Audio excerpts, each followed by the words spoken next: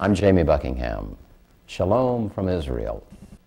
The world is being devastated by a growing number of diseases the doctors classify as terminal. Multiple sclerosis, Alzheimer's disease, Lou Gehrig's disease, Crohn's disease, cancer, AIDS. While some are treatable, all are classified as terminal. Eventually, you're told, if you contract such a disease, it will kill you. I know from personal experience how helpless you feel when you hear a doctor tell you that you have cancer and that you're going to die. I also know the difference in helplessness and hopelessness. Just because you're helpless does not mean that you're hopeless. At Calvary, Jesus destroyed the power of Satan. And when he did that, he opened the door of hope for healing. I'm here today in front of this camera as testimony of a God who still works miracles, who heals terminal disease. In this study, we want to look at what the Bible has to say about divine healing. Come with me now to the shore of the Sea of Galilee, near where Jesus healed a man condemned to die from leprosy. Apart from the disease of AIDS, the ancient skin disease of leprosy remains the most horrible disease known to mankind.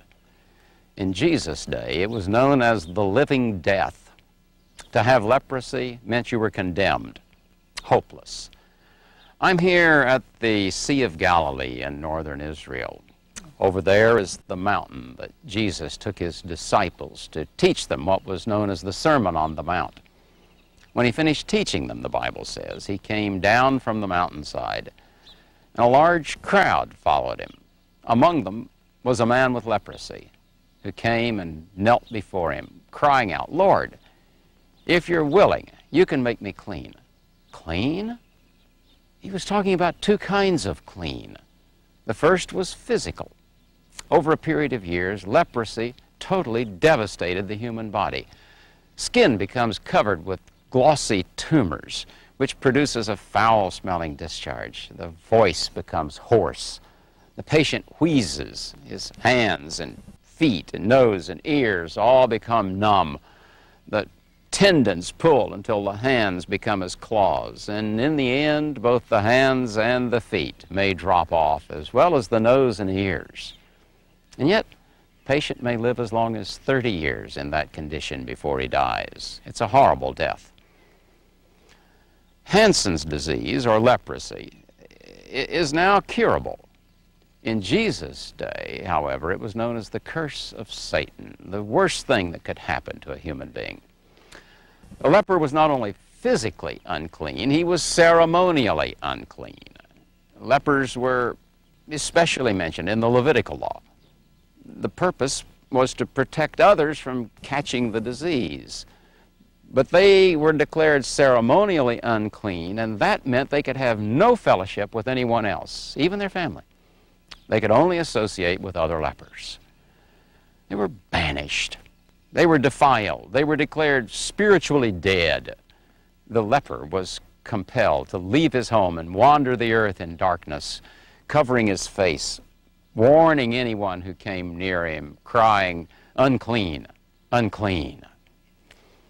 In Jesus' day, the law had 61 different contacts which could defile a proper Jew. Being touched by or touching a leper was second only to touching a dead body. No one might come closer than 6 feet.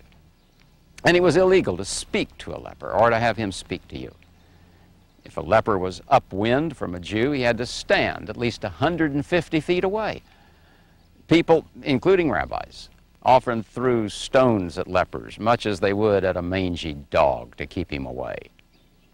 No disease in history has separated patient from society, not even AIDS, as leprosy did.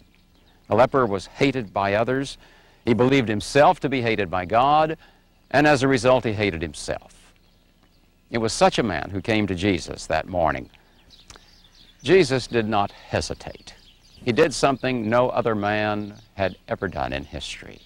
He reached out and touched the leper, laying his hands on that horrible body of oozing welts and tumors. That a man would love enough to touch a leper is unbelievable. Jesus, however, was God, and God is love. It's God's nature to touch the unlovely, to touch the untouchable. Jesus, therefore, did the unthinkable. He touched the leper, and when he did, the man was instantly healed. It was not only the disease which brought hopelessness. It was man's reaction to the disease.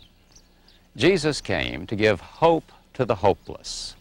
In this case, he overrode the law of Moses with the law of love, but he did more.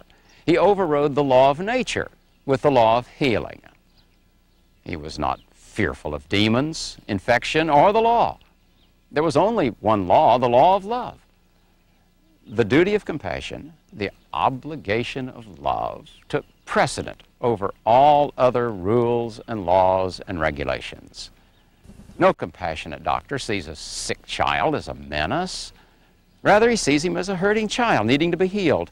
No loving parent, seeing his helpless child under attack, hesitates to rush to the child to save the child. The law of love rules in such situations.